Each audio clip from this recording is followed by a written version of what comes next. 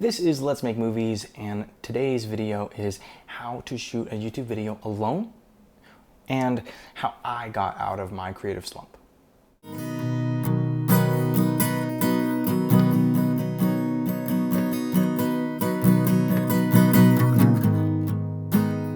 My name is Jared Cordova, and I am a video production professional. I have been working in the industry on and off for a few years. I'm still young, so of course I'm still learning. I'm kind of going to dissect the last short film that I made, and it was basically kind of a little kickstart to get myself out of a creative rut. So I'm going to take you to my screen real quick, and I'm going to show you. All right, so here is my YouTube channel, Let's Make Movies Together. 5 videos on there now. I only had 4, and as you can see, I hadn't made a video for my YouTube channel in over a year.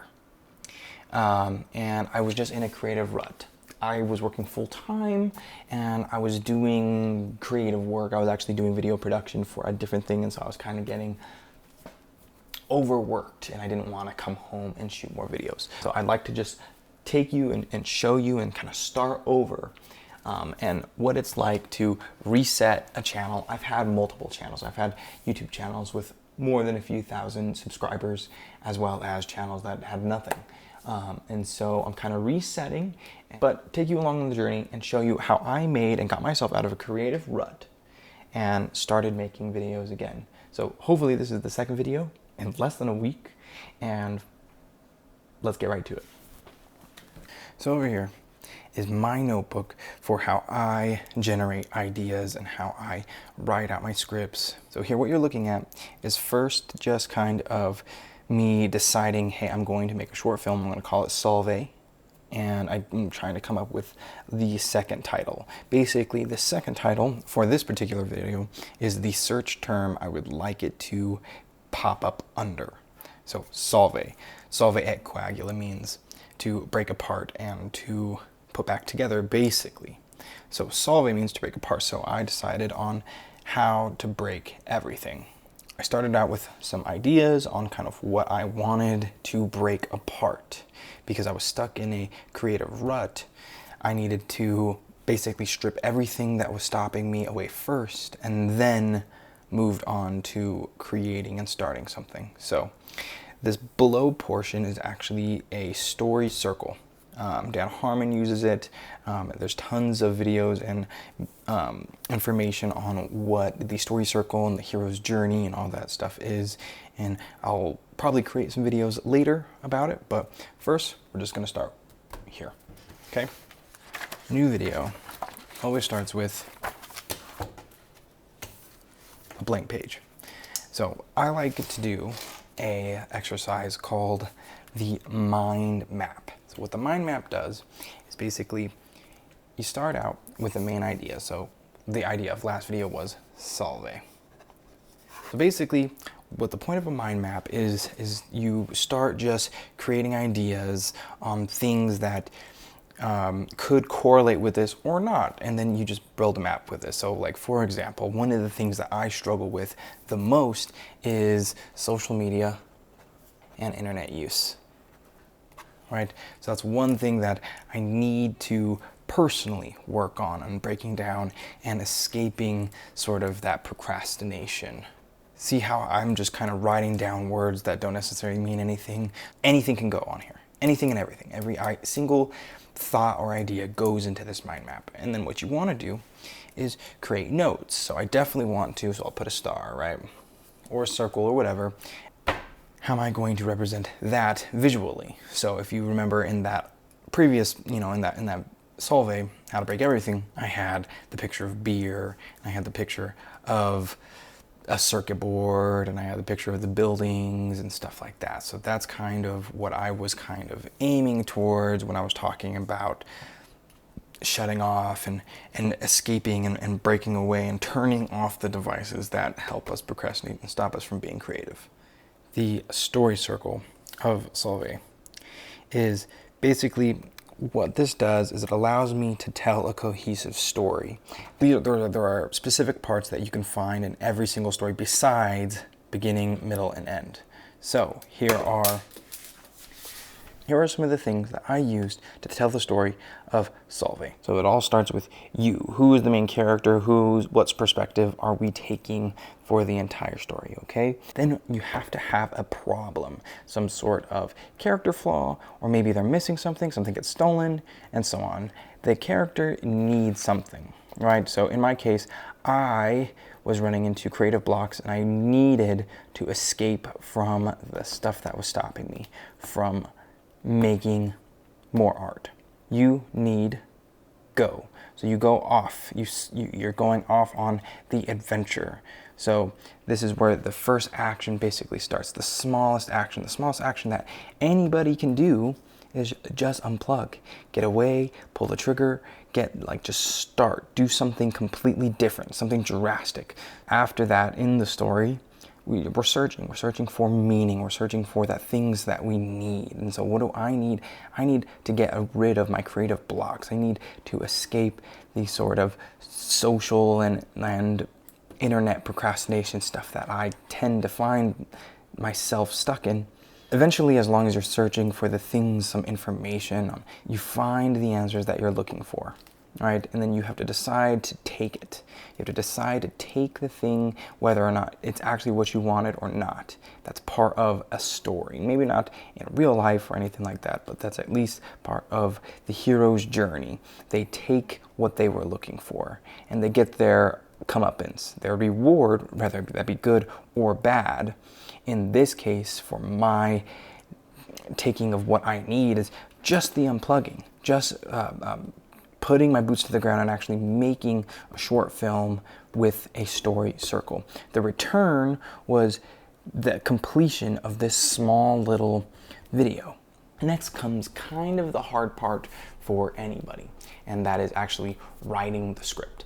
I like to use a technique called a script mint. It is just little ideas, small bullet points for things that I want to talk about. It's not a script, it's something that you read off or that you memorize verbatim, word for word, lines that you're trying to deliver. It can include that, but mainly it just is a guide for what you want to say. That way you're a little bit more prepared when you're in front of a camera, just like this. Scheduling. So I think this is a really important step that a lot of people, especially when they're starting, take for granted. Actually giving yourself deadlines and times for parts of whatever you're doing to be completed. I block out my days into 2-hour blocks. I have 5 of them throughout a day. And so what I like to do is block off time, and then I set alarms on my phone. And from there, it reminds me that, hey, you can actually take a break, or you can change and do something else. And you know that you can prioritize the task that you need to accomplish first. You get a lot more done throughout your day.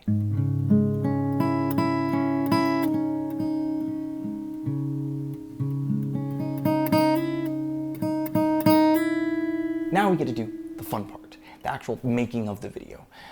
For Solve, I wanted to make it completely alone with no help. However, I did get a little bit of help for a single shot. Okay, I'm gonna share with you where I got my stock footage, a small little technique. I get advertised stock footage, story blocks, stuff like that all the time.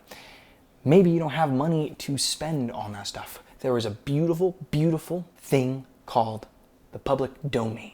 What the public domain is given to the public for the greater good, for the name of art or literature or for film or photography or for painting or for whatever. So Mozart, all of Mozart music is in the public domain, right? Nobody owns Mozart's music anymore. All right, so I'll show you.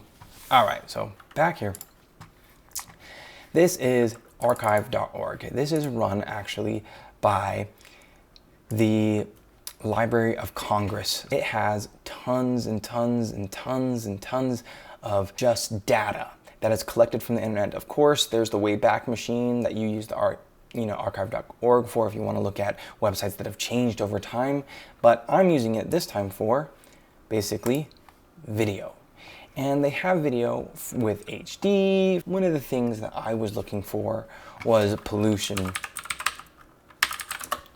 And basically you can start with search terms, you can look for HD video. You wanna make sure when you're clicking on something that you wanna take, though, you have to look to see what's the copyright. So if it's in black and white, it's probably in the public domain.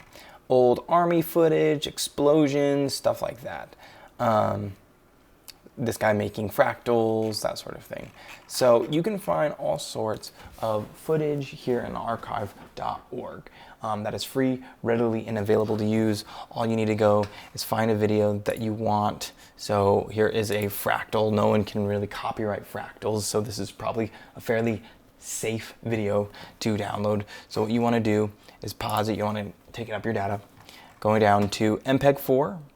It's got, as you can see, this one has a whole lot of videos with it, so you have to make sure that you are clicking on the right one. But hit download, it'll actually open up another window. You will have to right click, save video as. And basically, that's all you need to do to download some of this footage, and that's what I used for majority of the stock footage that you see in Solvay. One of the things that I was keeping in mind when I was looking for footage in archive.org is I was looking for powerful imagery, or I can use maybe in a different sort of context than it was originally presented. After collecting enough footage that I think that maybe I can start with, I actually went and took my scriptment and used a microphone and actually recorded my audio first. And the reason I did this, a beautifully shot video with awful sound won't be forgiven, but a okay shot video with beautiful sound can still actually be considered very good. And so I recorded my voiceover first, and I recorded my music, getting a few takes of that, getting and kind of having in the back of my mind the message that I'm really trying to hit home. That way I can use my voice to inflect certain dramatic tones. I was kind of being pretentious to be pretentious for pretentiousness' sake.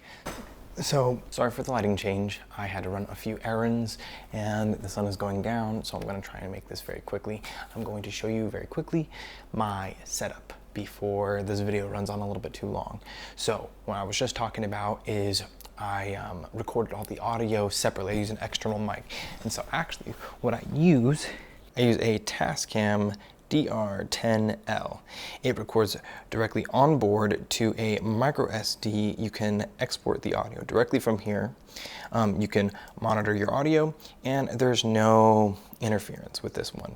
It does take AAA batteries, but this thing has been super, super, super handy. Other than the external audio, I'm going to switch over to my phone. I use a Blackmagic Pocket Cinema Camera 4K. I have the Meeky, or the Meek, if it'll focus.